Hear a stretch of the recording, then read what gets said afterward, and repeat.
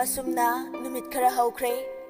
लुहोंगनबा हाइना सिंगनरिबा नुपा मयुमगी मियोय अहल अमा अनि लैस्नागी युमदा लाक्तुना मांगोल कारकनरे इबेमा लुहोंगबगी वाफमसी अइखोय सोंगी मपा इबुंगोनसु ओंथोकना थुजिनबा पामख्रबा नुपा मयुमगी लाक्मिनरिबा अहल अमना हाइरकबनी मताइदा फमलिबा अहल अमना अमु कुथिसु लुहोंगदौरिबा नुपा नुपी अनिगी पुन्ना हाना येंगदुना पक्ना वाइना करी लेगे हाइबदुसु येंथोकपा चुम्ब्राना खलि मरमदी थौरमसी थुजिनबगी वाफम लैरबनिना मेमचाना चुम्मी तादा होइना हाइबा अदुबु अइखोइदी युमदोंपोक ओइना लैबना करम्बना फगदगी हाइबसु खंगजेदे तानाफमसु लैते तादा होइना सी फै हाइबदो नचल अइखोइगिदी अपामबने मपाना आदा थबक लैखिबना वारिसे मपुंग फाना हेक सानबसु ओइद्रे मयाइदा फमलिबा लोकेना इचलगी वासी ताबदा ओंथोकना नुंगाइरे लुहोंगबगी वासी अयाम्बना वारी लोइरबगुंबनिने अदुना हंदक लाक्लिबा निंथौकाबु नुमिसे नुमिसु याम फै अदगी थवानसु याम फै अदुना मसीदा अइखोइगी थबकसु लोइरबनिना नुपीसिंगी थबक अमुक तारे अदुगा अवाद अपा करी लेगे हाइबदु नुपी मसल तानाजरनी अदुगा अफफदा तानारगा अथुबिदा थौरमसि पांथोकनबा तौरसि मतम थेंथरगा कुइरगा करी कानानी तौदोय लेरबा थबकती ससर अंगांगसिगी मथौ पांथोकदबने मेमचा नोकलगा होइदा तादा होइना सी फै हाइबदो अइखोइगी सिलो यारे तौदौ लेरबा थबकती ममा आपा ओइबा अइखोइना मचासिंगिदमा मखोइगी तगुम थोकपा मथौदो अदो पांथोकदौबने मसिना अइखोइना हये खुया तुसिपा वखल हाइबदो ओइगदौरिबने असुमना वारी तौरिङै इमुंगलोमदगी लैस्ना ट्रे अमदा चा कप खरा हापचिल्लगा पुथोरक्लमी असुमना मथंग चादो पिरबा मतुंग चंख्रे लैस्ना लोकेना अस लाई मनोरोक्तानी ओंथोक हाउख्रेदा इमौना लोलक्पा चासे इमौसु मसक फजै चासु हावे अदुगा इचानुपासु मसक फजै लोइना सानख्रे हयेंग लैमिनाबदा ओंथोकना सानख्रनी अइ खंगे मसीगी प्रूफ हाइबबु सासिना साखिनी मेमचा नोकलगा तादगी वातासिदी असुमना नुमित अदु हराउबा नुंगाइबा कयाना नोखेदुना नुमित अदु हौख्रे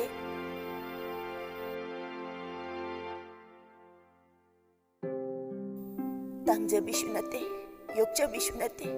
थमोय अनिगी असेंगबा थमोयगी नुंसी इपाक्तगी हौरखिबने बसंतगी अंगनबा मतमदा फाउखिबा लैरांग अमदी खोइमुगी असेंगबा वारीनी असेंगबा इहुलनी लमहेनबा खोइमु ओइरबसु कौजन थीबा सैतानगी सकलोन कया लौरबसु चिंबाल थोंगदा अपाम नुंसी खंगदा फोंगदोक्ता नुंगी मूर्तिगम सकलोन लौरबसु लोनखिबा थमोयगी सोदुना ngasidi फोंगदोक्फम खंगदा चनफम खंगदा काइदोंफम खंगदबा पोसक अमगुम पीररे इफमदसु पाउखुम लैतबा वाहंग अमा लैस्ना मागी फोनदा थाजगा वारी सानरी थाजा अइ हौजिक करी तौगदबनु खंगद्रे यारगदी नंग अमता लाकेरा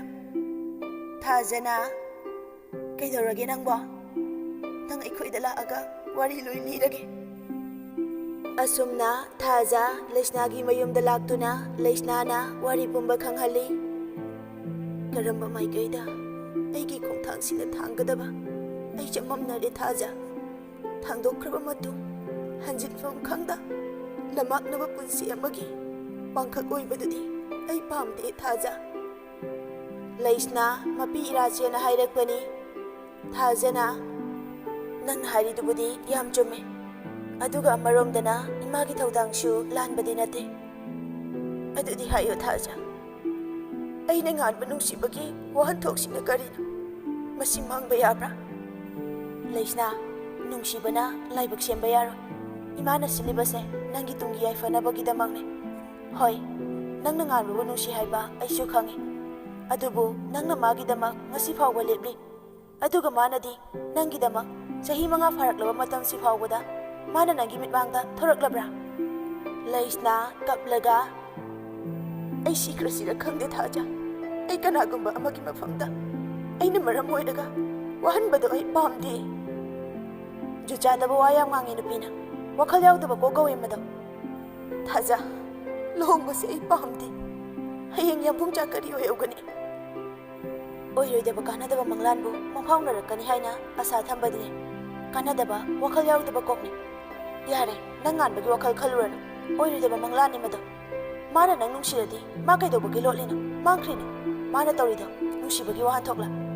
ꯂꯩꯁꯅꯥ ꯅꯪꯁꯦ ꯑꯩꯒꯤ ꯍꯥꯟꯅꯒꯤ ꯃꯔꯨꯞ ꯂꯩꯁꯅꯥꯗꯨꯅꯤꯀꯣ ꯅꯪ ꯋꯥꯈꯜ ꯑꯃꯨꯛꯀ ꯇꯥꯎ ꯀꯩꯗꯧꯔꯒꯦ ꯂꯩꯁꯅꯥ ꯑꯗꯨꯃꯛ ꯀꯞꯂꯒ ꯐꯔꯦ ꯑꯩ ꯂꯨꯍꯣꯡꯕꯁꯦ ꯏꯃꯥꯒꯤ ꯌꯥꯊꯪ ꯉꯥꯛꯂꯒꯦ ꯑꯗꯨꯕꯨ ꯊꯥꯖ ꯑꯩꯅ ꯂꯨꯍꯣꯡꯈ꯭ꯔꯒ ꯑꯩꯕꯨ ꯇꯧꯉꯝꯕꯤ ꯅꯨꯡꯁꯤꯕ ꯃꯁꯛ ꯈꯪꯗꯕꯤ ꯇꯥꯔꯣꯏꯗ꯭ꯔꯣ ꯅꯪ ꯌꯥꯝ ꯄꯥꯛꯃꯟꯗꯦ ꯂꯩꯁꯅꯥ ꯅꯪꯅ ꯉꯥꯟꯕꯒꯤꯗꯃꯛ ꯉꯁꯤ ꯐꯥꯎꯕ ꯂꯦꯞꯂꯤ ꯃꯗꯨꯒꯤ ꯀꯥꯟꯅꯕ ꯐꯪꯂꯕ꯭ꯔꯥ ꯅꯪ ꯉꯥꯟꯕꯒꯤ ꯋꯥꯔꯤ ꯍꯧꯗꯣꯔꯛꯂꯅꯨ ꯑꯩ ꯁꯥꯎꯅꯤꯡꯕ ꯁꯨꯝ ꯍꯦꯟꯒꯠꯂꯦ ꯃꯥꯅ ꯇꯁꯦꯡꯅ ꯊꯕꯛ ꯑꯃ ꯇꯧꯔꯕꯁꯨ ꯑꯦꯅꯤ ꯏꯁꯨ ꯑꯃ ꯊꯣꯛꯂꯕꯁꯨ ꯏꯚꯟ ꯂꯥꯞꯊꯣꯛꯅꯤꯡꯂꯕꯁꯨ ꯅꯪꯉꯣꯟꯗ ꯍꯥꯟꯅ ꯍꯥꯏꯔꯛꯐꯝ ꯊꯣꯛꯇꯕ꯭ꯔꯥ ꯑꯁꯨꯛ ꯀꯨꯏꯕ ꯃꯇꯝꯁꯤ ꯃꯥꯅ ꯋꯥꯍꯩ ꯃꯆꯦꯠ ꯑꯃꯗ ꯍꯥꯏꯔꯛꯇ꯭ꯔꯤꯁꯦ ꯅꯪꯉꯣꯟꯗ ꯇ꯭ꯔꯤꯠ ꯇꯧꯔꯤ ꯅꯠꯇ꯭ꯔꯣ ꯑꯗꯨꯒ ꯑꯃꯅ ꯅꯪꯉꯣꯟꯗ ꯚꯤꯗꯤꯑꯣ ꯊꯥꯔꯛꯀꯅꯤ ꯍꯥꯏꯔꯤꯗꯨꯁꯨ ꯉꯥꯟꯕꯗ ꯄ꯭ꯔꯦꯡ ꯇꯧꯕ ꯑꯣꯏꯔꯝꯒꯅꯤ ꯃꯗꯨꯒꯤ ꯄ꯭ꯔꯃꯥꯟ ꯍꯥꯏꯕꯕꯨ ꯅꯪꯉꯣꯟꯗ ꯕ꯭ꯂꯣꯛ ꯄꯤꯔꯛꯏꯗꯨꯅꯤ ꯌꯥꯔꯦ ꯆꯍꯤ 5 ꯆꯨꯞꯅ ꯉꯥꯏꯔꯛꯂꯕ ꯅꯠꯇ꯭ꯔꯣ ꯌꯥꯔꯦ ꯍꯥꯏꯁꯤꯅꯤ ꯐꯔꯦ ꯑꯩ ꯂꯨꯍꯣꯡꯕꯁꯦ ꯌꯥꯔꯒꯦ ꯑꯩ ꯌꯥꯔꯒꯦ ꯊꯥꯖ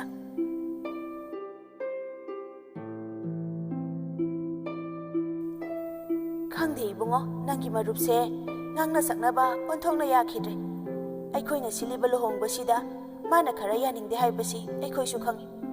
ꯑꯗꯨꯕꯨ ꯑꯩꯈꯣꯏꯅ ꯃꯥꯒꯤ ꯑꯄꯥꯝꯕ ꯊꯨꯒꯥꯏꯕꯗꯤ ꯅꯠꯇꯦ ꯃꯥꯅ ꯃꯥꯒꯤ ꯈꯪꯅ ꯆꯥꯟꯅꯕ ꯂꯩꯇꯕꯗꯨꯗ ꯑꯩꯈꯣꯏꯅ ꯁꯤꯟꯈꯤꯕꯅꯤ ꯊꯧꯕꯅ ꯍꯣꯏ ꯏꯃꯥ ꯑꯩ ꯃꯥꯒ ꯋꯥꯔꯤ ꯁꯥꯟꯅꯒꯦ ꯀꯔꯤꯒꯤ ꯌꯥꯔꯣꯏꯗꯧꯔꯤꯅꯣ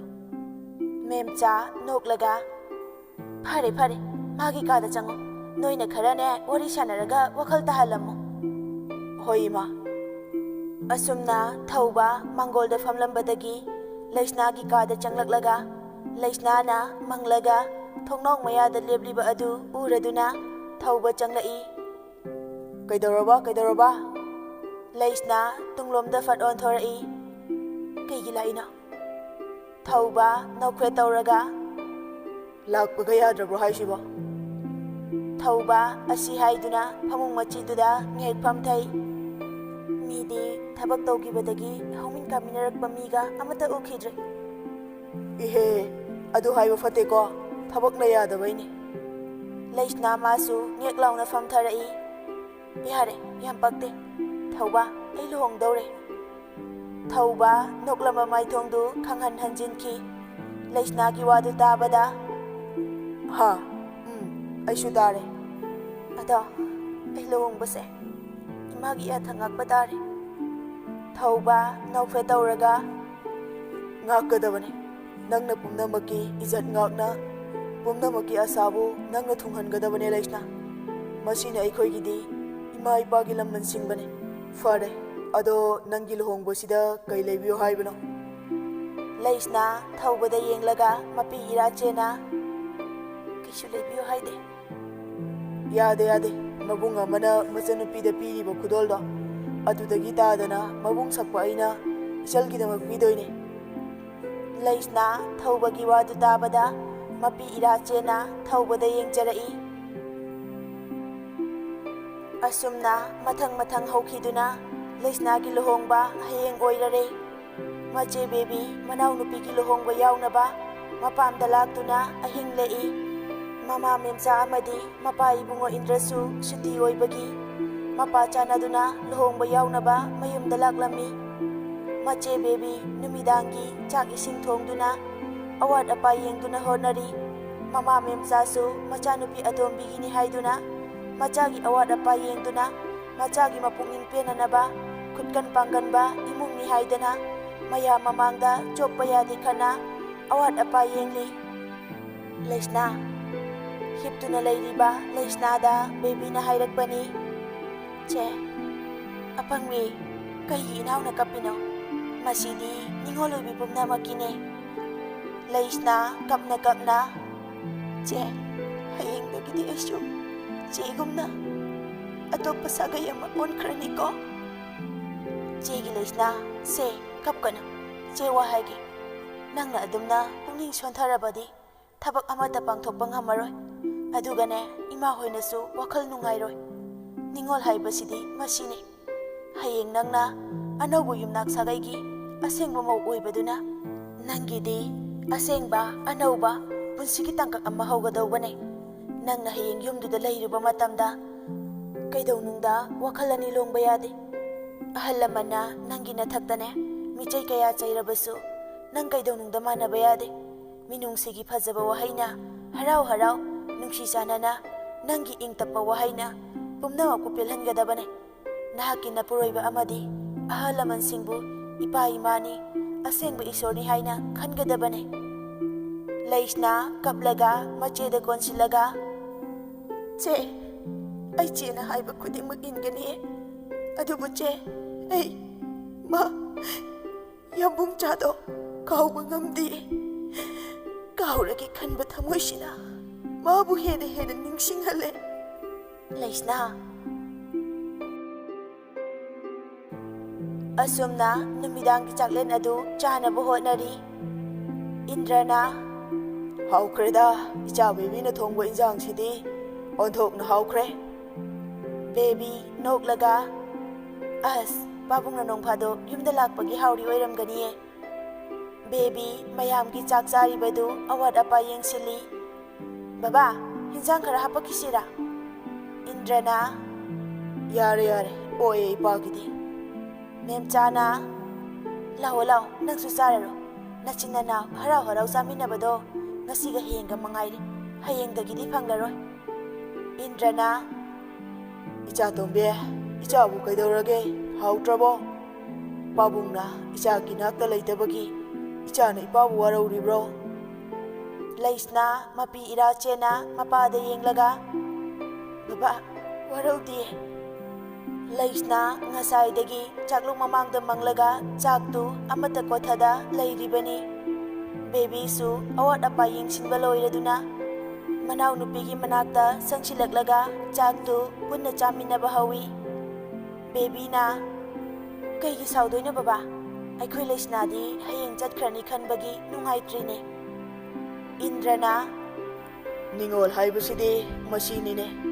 ningol khudingmaki mayum ani le amana ningolgi asengba mayum aduga amana asengba ningol adugi asengba mapuroiba oigadoriba adugi mayum. Hayeng nangna yumdugi mau oiraba matamda tasan khomjanbi imungdugi yumkoibi asengba mau amagi asengba masak ado laugadawani. Leisna kaplaga baba nachagidi babana asengba iralne isorne babana nacha aigi wakhalda tariba mamisi khanglamlabadi nacha aigi awabase hanglamoiko.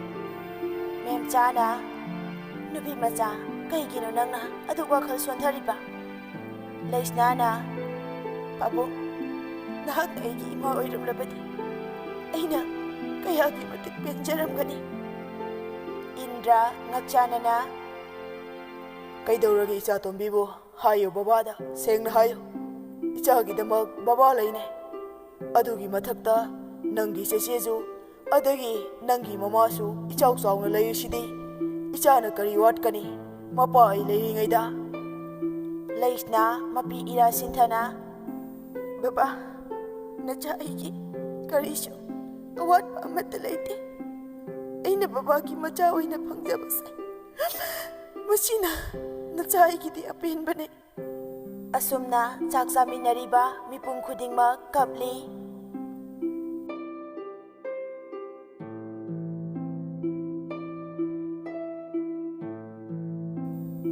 Luhongbagi numitni anganba ayuktagi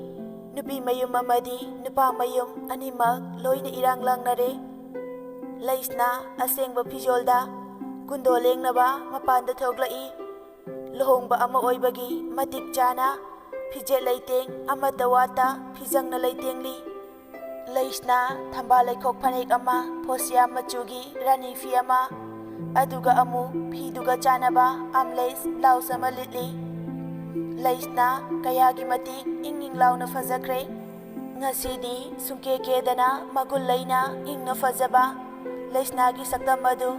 ꯉꯁꯤ ꯃꯥꯅ ꯑꯅꯧꯕ ꯑꯁꯥ ꯑꯅꯧꯕ ꯐꯤꯖꯣꯜꯅ ꯂꯩꯇꯦꯡꯕ ꯅꯨꯃꯤꯠ ꯑꯁꯤꯗ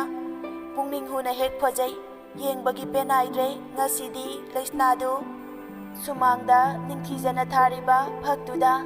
ꯂꯥꯏꯕꯛ ꯀꯠꯇꯨꯅ ꯇꯞꯅ ꯀꯥꯈꯠꯂꯒ ꯐꯝꯕ ꯍꯧꯏ꯫ ꯂꯩꯁꯅ ꯅꯥꯀꯟꯒꯤ ꯁꯥꯏꯠ ꯑꯅꯤꯗꯅ ꯂꯩꯀꯥꯏꯒꯤ ꯑꯉꯥꯡ ꯑꯅꯤ ꯐꯝꯂꯤ꯫ ꯁꯨꯃꯥꯡꯗꯨꯒꯤ ꯑꯀꯣꯏꯕꯗꯅ ꯂꯩꯁꯅꯥꯅ ꯀꯨꯟꯗꯣ ꯂꯦꯡꯕ ꯑꯗꯨꯕꯨ ꯌꯦꯡꯒꯅꯤ ꯍꯥꯏꯗꯨꯅ ꯂꯩꯀꯥꯏꯒꯤ ꯑꯍꯜ ꯅꯍꯥ ꯑꯃꯠꯇ ꯆꯤꯊꯗ ꯊꯋꯥꯏ ꯇꯥꯅ ꯌꯦꯡꯅꯕ ꯍꯣꯠꯅꯔꯤ꯫ ꯕꯦꯝꯃ, ꯀꯨꯟꯗꯣꯗꯣ ꯐꯖꯅ ꯁꯦꯝꯃꯨꯀꯣ, ꯑꯗꯨꯒ ꯊꯣꯏꯕꯤ ꯅꯪꯁꯨ ꯐꯖꯅ ꯒ꯭ꯌꯥꯟ ꯇꯥꯅ ꯇꯧꯀꯣ꯫ ꯅꯥꯀꯟꯗꯒꯤ ꯂꯩꯀꯥꯏꯒꯤ ꯅꯨꯄꯤ ꯑꯃꯅ ꯃꯆꯥꯅꯨꯄꯤꯅ ꯀꯨꯟꯗꯣ ꯂꯦꯡꯕ ꯌꯥꯎꯔꯤꯕꯗꯨꯗ ꯍꯥꯏꯔꯛꯄꯅꯤ꯫ ꯑꯁꯨꯝꯅ ꯂꯩꯁꯅ ꯃꯈꯨꯠꯇꯨꯅ ꯌꯦꯇꯨꯝ ꯂꯪ ꯄꯥꯏꯗꯨꯅ ꯃꯃꯥꯡꯗ ꯅꯤꯡꯊꯤꯖꯅ ꯊꯝꯂꯤꯕ ꯀꯨꯟꯗꯣꯁꯤꯡ ꯑꯗꯨꯕꯨ ꯃꯈꯨꯠꯅ ꯂꯦꯡꯅꯕ ꯍꯣꯠꯅꯔꯤ꯫ ꯌꯥꯝꯕꯨꯡꯆꯥ, ꯃꯤꯀꯨꯞꯁꯤꯗꯁꯨ ꯅꯪꯕꯨ ꯉꯥꯏꯕꯒꯤ ꯄꯥꯡꯒꯜ ꯊꯧꯅꯥꯗꯨ ꯂꯩꯔꯤ꯫ ꯂꯥꯛꯑꯣ, ꯀꯩꯒꯤꯅꯣ ꯅꯪꯅ ꯃꯤꯐꯝꯗꯒꯤ ꯂꯥꯞꯅ ꯆꯠꯈ꯭ꯔꯤꯕ ꯑꯩꯕꯨ ꯅꯨꯡꯁꯤꯗ꯭ꯔꯕꯣ ꯌꯥꯝꯕꯨꯡꯆꯥ? ꯂꯩꯁꯅ ꯀꯨꯟꯗꯣꯗꯨ ꯌꯦꯡꯅ ꯌꯦꯡꯅ ꯃꯄꯤ ꯏꯔꯥ ꯆꯦꯅ ꯋꯥꯈꯜ ꯉꯥꯏꯍꯥꯛ ꯇꯧꯏ꯫ ꯆꯦꯆꯦ, ꯀꯞꯄꯕꯣ? ꯍꯥ, ꯀꯞꯇꯦ꯫ ꯅꯥꯀꯟꯗꯒꯤ ꯅꯨꯄꯤ ꯑꯃꯅ ꯂꯨꯍꯣꯡꯉꯝꯗꯥꯏꯁꯤꯗꯤ ꯑꯁꯤ ꯉꯥꯛꯇꯅꯤ, ꯄꯨꯛꯅꯤꯡ ꯅꯧꯈ꯭ꯔꯕ꯫ ꯏꯍꯦ, ꯏꯆꯦ ꯃꯦꯝꯆꯥꯗꯨꯅ ꯀꯔꯥꯏꯗ ꯆꯠꯈ꯭ꯔꯕꯖꯥꯠꯅꯣ? ꯂꯩꯁꯅꯥꯅ ꯀꯨꯟꯗꯣ ꯂꯦꯡꯂꯤꯕꯁꯦ ꯌꯦꯡꯍꯧꯔꯗꯤ ꯐꯩꯗꯣ꯫ ꯑꯁꯨꯝꯅ ꯀꯦꯃꯦꯔꯥꯃꯦꯟ ꯑꯗꯨꯅ ꯂꯩꯁꯅꯥꯕꯨ ꯄꯣꯁ ꯈꯔ ꯇꯧꯍꯟꯗꯨꯅ ꯐꯣꯇꯣ ꯀꯥꯞꯂꯤ꯫ ꯑꯁꯨꯝꯅ ꯉꯥꯏꯍꯥꯛꯀꯤ ꯃꯇꯨꯡ ꯀꯨꯟꯗꯣ ꯂꯦꯡꯕꯒꯤ ꯊꯧꯔꯝꯁꯨ ꯂꯣꯏꯔꯗꯨꯅ ꯑꯔꯣꯏꯕ ꯆꯥꯛꯂꯦꯟ ꯑꯣꯏꯅ ꯃꯈꯣꯏꯒꯤ ꯏꯃꯨꯡ ꯃꯅꯨꯡꯒ ꯄꯨꯟꯅ ꯆꯥꯃꯤꯟꯅꯔꯦ꯫ ꯆꯥꯛ ꯆꯥꯕ ꯂꯣꯏꯔꯗꯨꯅ ꯑꯃꯨꯛ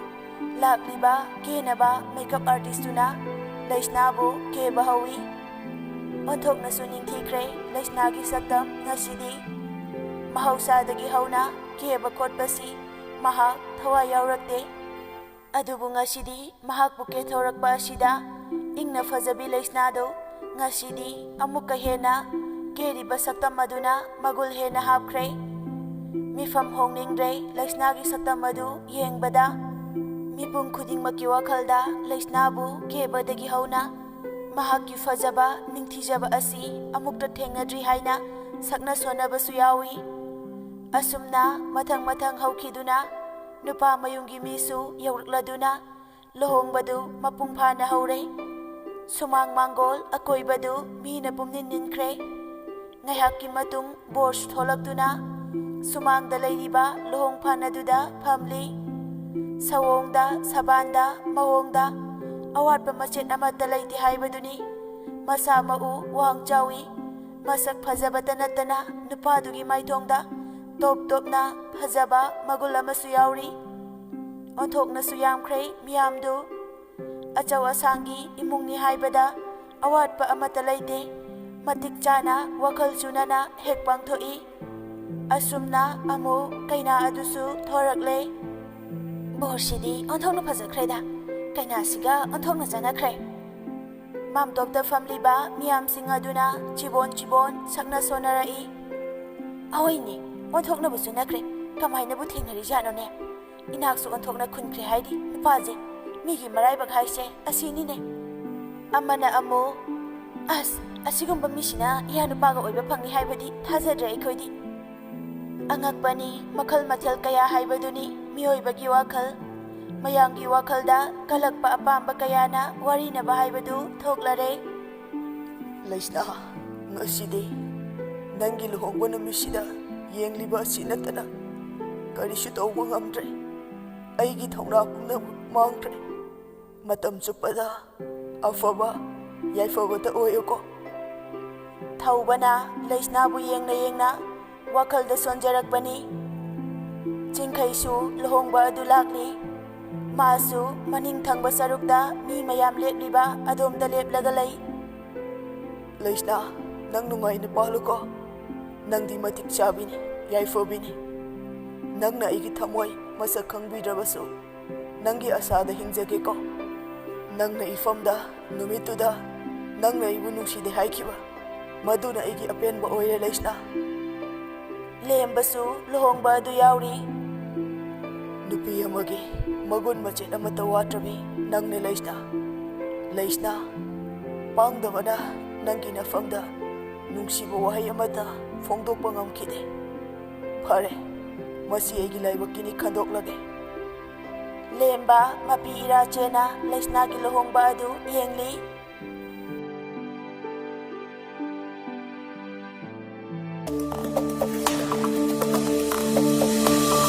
Thank you.